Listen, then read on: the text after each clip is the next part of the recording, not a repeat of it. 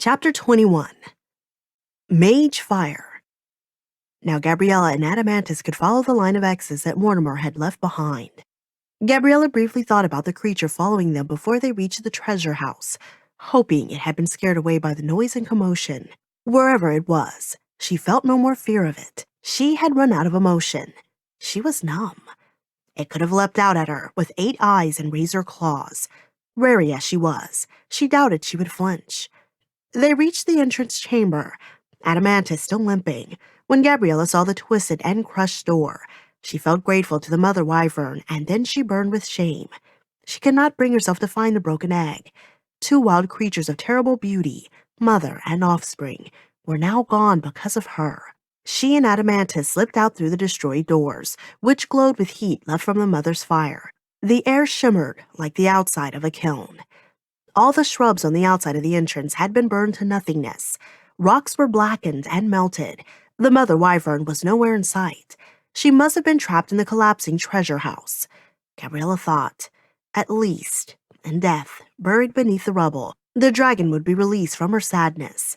Too many had suffered as a result of this trip, she reflected. She just wanted to go home. They shuffled along the edge to the cliff. To her relief, Gabriella found Damien waiting near the Elawn. He was leaning against the tree that the ship was moored to, his hand resting on the line. Upon seeing Gabriella, he grabbed the edge of her shirt, but he did not know what to do next. He kept his eyes focused on the empty space behind her. He shook his hand anxiously, tapping Gabriella through her clothing. It was the closest she would come to getting a hug from her brother. "I'm glad to see you too, Damien. Where's Mortimer?" Damien pointed to the Elawn. The decks were crowded with trunks and bags of treasure. The rectangular trunks on the port and starboard decks reached as high, even higher, than the mid-deck. Narrow pathways snaked between the walls of loot. But Gabriella knew it would still be impossible to maneuver about the decks to properly handle the rigging. Mortimer, with limited sailing experience, would not know this. Squeezed between piles of coins piled on the port deck, he was trying to push the heavy sacks against the gunwale to make more room. The boards beneath his feet groaned with strain. Gabriella feared the whole ship might break apart. She crossed the gangway, Adamantus and Damien behind her, and faced Mortimer. "What are you doing?"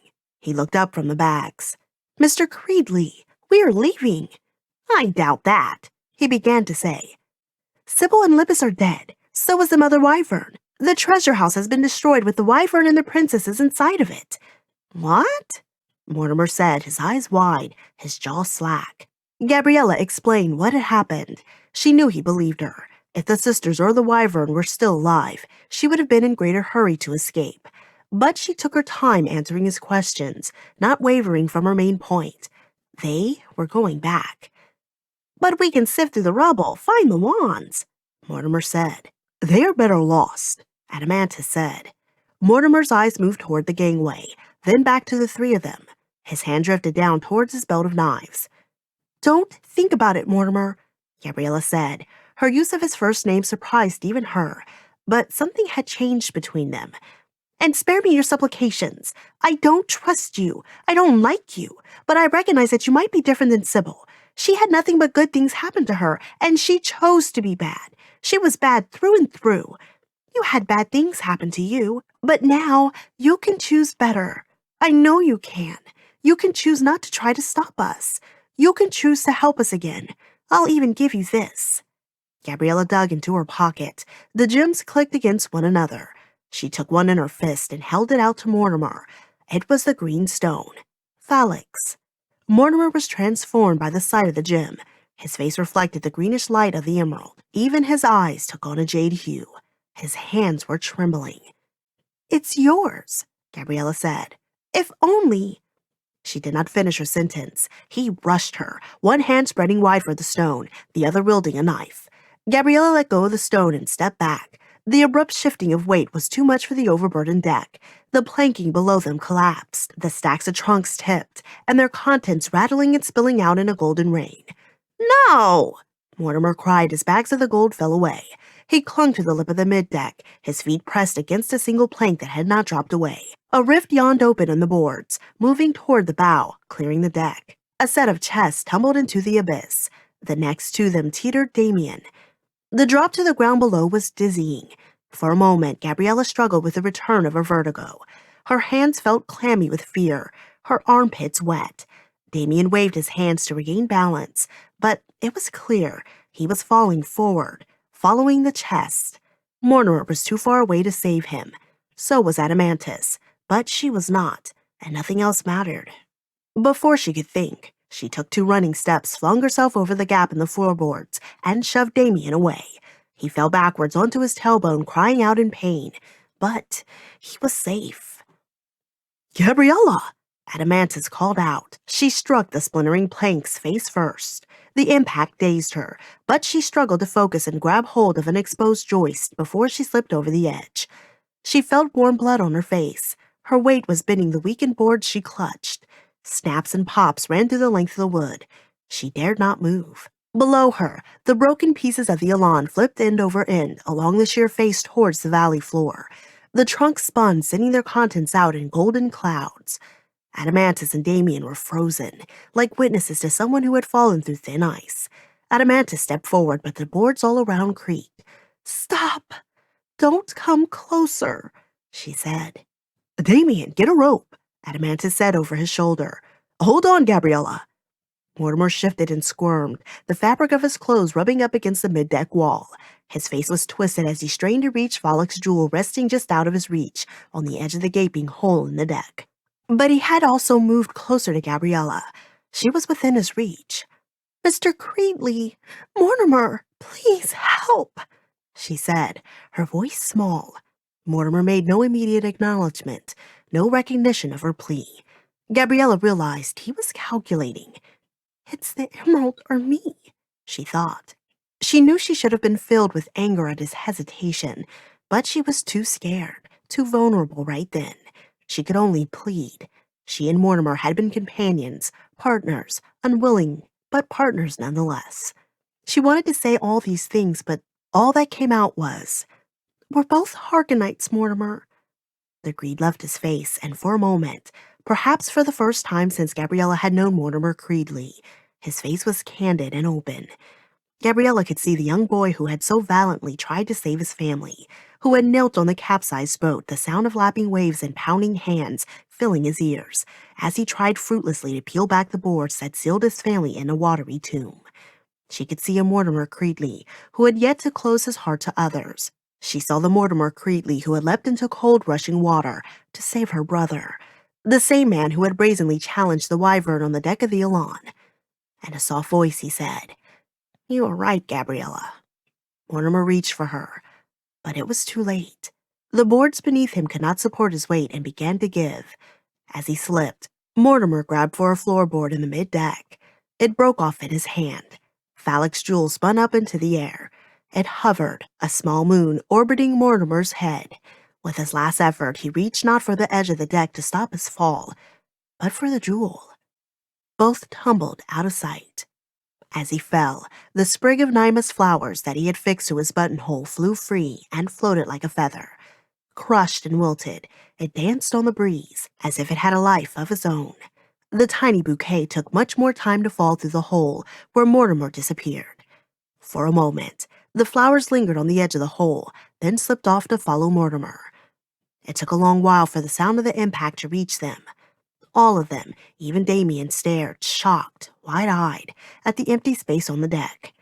Gabriella kept waiting for Mortimer to reappear, to heroically pull himself back up. It felt impossible for him to be gone, but the echo of the impact told her otherwise. When she shifted her weight, she saw the stolen goat's skull staring back at her from the mid-deck, its jewels glittering like stars aligned in the heavens, with all the certainty of a curse come true. She turned her face from those hollowed eyes to see Adamantis and Damien searching for extra line, but the trunks of treasure were in their way. Exasperated, Adamantis kicked one box overboard and heaved 2 others after it with his antlers. Damien wailed a low panicked howl that grew to a frustrated scream as he found a rope but could not dislodge it from beneath the treasure chest. Gabriella's joist sagged downward. She knew she should wait, but panic gripped her. She tried to pull herself up. The additional pressure was just enough. The wood snapped. Gabriella fell. She knew it was a long way down.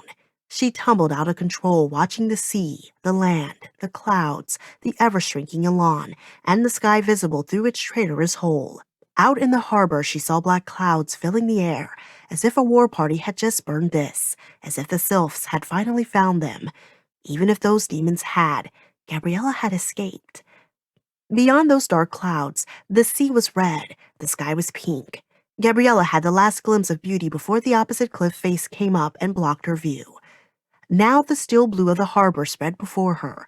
She was reminded how before this view had made her dizzy and ill to look upon from the cliff. She now understood why. It was not just vertigo.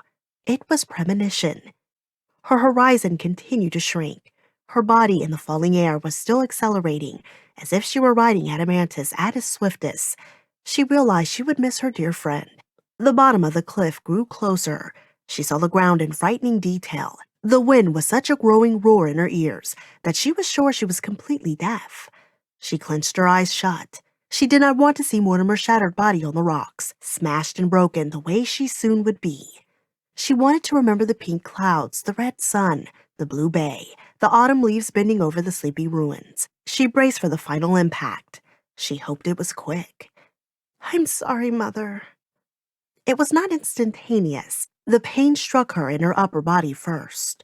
She pictured her arms being torn from her shoulders, her head rolling forward, her legs splaying outwards, the blood rushing to them so that she felt her feet would burst. The feeling of deceleration was not immediate either. Strangely, it was drawn out, as if miraculously by her own wishing, she was slowing just before she touched the earth. She wondered if this was that long moment just before the end, when time slowed and her whole life played out. Curiosity, fear, confusion forced her eyes open. Death was right before her, and the misshapen form of Mortimer. His head was hidden between rocks, his legs clearly broken with one twisted backward at the knee. A few bones, pushed out by the force of impact, had split the skin of his neck. One arm was mangled beneath him, the other stretched outward, as if even in death he was reaching for the emerald that had landed in a patch of gravel just out of his reach. Gabriella was next, but she was perplexed by this experience of death. The slowness of it. She did not see her own body below her. She thought she could still hear her heart beating powerfully in her ears, so much so that it made the air tremble around her, rhythmically, as when an albatross took wing. Something screeched, like a bird of prey, like something unnamed. Gabriella had heard it before in the caverns. At that moment, she knew what the creature in the caverns had been. Death, stalking them. It had known her time, and Mortimer's time, and the princess's time. All had been running short. But death had a strange, uneven flight. Gabriella wobbled back and forth, worried she might even strike the cliff face. Mortimer's body diminished. She was flying upwards. Was Mortimer experiencing the same flight now, and his own perception? Was he being lifted up by another such ghoul come from the underworld? And if she were going to the underworld, why move upwards? The ruins, the harbor, the sea, the sky came into view once more. They all looked the same in death as in life. Gabriella felt a tremor of fear to be returned to such a height. With her fear came the realization that she was not dead. She was floating, flying even, but not dead. She tried to reach up an arm but could not move it for the pressure on her shoulder. She could not even turn her head, but there was something holding her, something biting her. Hot blood ran down her sides. She could see it spilling into her shirt. She was bleeding profusely, but she was not dead. The ground grew distant again. That vertiginous view returned. Would she be dropped? What would this bird, this creature that had snared her, do? The path of their flight took them higher than the cliff. Solid ground appeared just beyond the reach of her feet, then was gone again. Treetops swayed under her toes. A silvery river twisted between hills below. A seahawk passed, its wings spread wide, feathers translucent in the setting sun. Then, the Elawn finally slipped beneath her where Adamantus and Damien stared at her with astonished faces. With a new flurry of wing flaps, Gabriella slowed and was deposited on mid-deck. It was not until her limbs were folded beneath her on the deck that she felt release from the pressure and the pain. Damien seized her, balling her sleeve at his fist. "You all right?" It was part question, part statement, his breath coming in quick pants. "Yeah," She croaked, blood trickling down her arms in rivulets. It felt as if knives had gouged her back. The creature landing on the railing. It was not a bird, but it was not unfamiliar. The bat-like wings, the rows of teeth, the brilliant blue scales, like a spring sky. Gabriella's mind fumbled for an answer until the miniature wyvern let out a cry and lowered its face to hers. The cracked egg. The hatched baby. "Hello there," she said, at a loss for any other words, and too scared to make any sudden moves around this animal whose talons were marked with her blood. Damien returned from the cabin and pressed cloth bandages around Gabriella. "Thanks," she said, touched by his thoughtfulness. At the sound of Gabriella's voice, the baby wyvern leapt off the railing to the deck and pressed his snout to her chest. The creature was scaly and tough, hardly cuddly. Its snout was actually painful pressed against her body. It was like embracing a suit of armor. She tried pushing it away, but the young wyvern was like a friendly pup, and much like a puppy, it seemed unaware of its size, shape, or strength. Finally, they seemed to wordlessly agree on a happy medium. It remained a comfortable distance from Gabriella, as long as her hand remained on his head or neck. "He must have followed your voice through the maze," Adamanta said. "I never would have imagined." "Nor myself. I thought I was lost." Her hands, where they lay on the muscular neck of the wyvern, were still shaking. Suddenly, she began to sob. Adamantus pressed himself against her. She went to hold his head in her arms, but the wyvern quickly intervened, jealous. It caused her to laugh and broke her out of her tears. "Let's get out of here. Let's go home." They moved some of the trunks into the bow, and a few they simply tossed overboard, Gabriella managing as best as she could with her wounds. They had more treasure than Gabriella had ever imagined they would need. Once the sails were set, she wrapped Damien on the softest blanket they had and rubbed ointment on his wounds. She treated Adamantus and saw to her own injuries. Then sat her brother next to her in the wheel well. Adamantus placed himself beside them. Gabriella spun the wheel. The baby wyvern squawked, danced along the railing, and took short flights along the ship. Weighted heavily. The Elawn responded slowly, but soon was headed into the west. She sighed with relief as she watched the growing space between the Elawn and the cliff edge. The ruined doors shrank to the size of normal doors, then dollhouse-sized doors, and soon they disappeared. The moss-covered ruins of Dis passed below them. Gabriella contemplated the millions they had on board and wondered if they should dump a few more chests in order to increase their speed. They were already hopelessly late to pay off Mab Miller. A new doubtful voice spoke within her, echoing Mortimer's words. Was it even worth it? Was her faith in the dead and the importance of the tower misplaced anyway? She knew she would have time to talk to Adamantus about her confusion on the return voyage. For now she wanted to savor the sunset, thankful she was still alive to enjoy it. The ship rounded the final cliff at the edge of the harbor. She prepared herself for pink mountains of clouds. But night awaited them. Black, oily clouds spread like a net to capture the Elawn. Gabriella knew what they were before the ship even touched the edges of these dark masses. She knew from the clammy fear that seized her body, by the sudden rush of fatigue that enveloped her. The sylphs, those demons of the air she had accidentally released from their prison on Harkness. They had swelled to prodigious proportions. It had made sense to her. Perfect sense. Hadn't Omanuju said that they had thrived off the fear of living beings? All this time they had followed and fed on the fears of the shipmates. The sylphs had hunted that easy scent like sharks followed blood, but they had waited until the wyvern was dead. Now that the sylphs had grown so strong, they would overcome any resistance the four of them could mount. Each sylph was the size of many houses now. Their wavering forms expanded before her eyes. Gabriella could see a closing channel between them, but it was no use to try to pilot the Elawn through. They would never survive. She made an attempt to turn the ship, but as soon as she touched the wheel, she was sapped of strength. Adamantus collapsed beside her, the bandages rolling off his wounds. She used her last bit of effort to touch his fur with one hand, and then touched Damien's hand. She would not die bereft of the touch of others. Damien's skin was wet and clammy with fear. Gabriella's eyesight was fading. Beyond her brother's slumping figure, the baby wyvern had landed on the mid-deck. It shook its wings and screeched. By its gasps and coughs, Gabriella knew it was attempting to breathe fire. But it was yet too young. She wanted to tell it to flee, But she was too weak. At least one should escape, she thought. Larger feet, identical to those of the baby wyvern, except they were copper-colored, landed on the foredeck. The ship shuddered. Gabriella felt a strong breeze on her face. Boards splintered as the wood gave little resistance to the massive talons. The Elawn lurched to a stop. The sail bellied out in reverse. The black clouds of the sylphs shifted, repelled. A familiar smell struck Gabriella, that of dust and debris from the treasure house mixed with smoke and the scent of charred flesh. The feet, with familiar broken talons, pushed the Elawn like a toy. Gabriella slumped forward as the ship jerked backwards. A second shadow, of the mother wyvern's wings, blocked out the sun.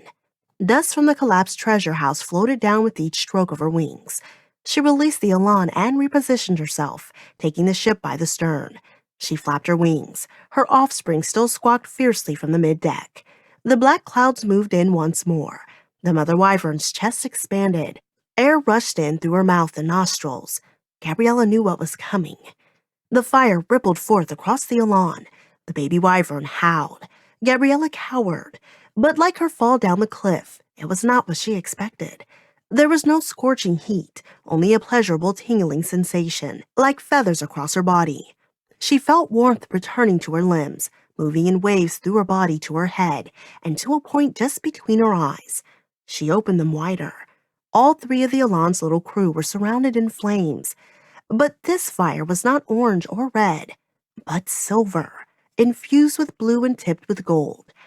Adamantus had raised his head as he felt warmth. The color of the flames was the color of his antlers, and his crown disappeared in the onrush of light. Gabriella was reminded of the colors of the stars that she had seen within Gate A. It was as if the Elawn had swept into a tail of a swiftly moving comet.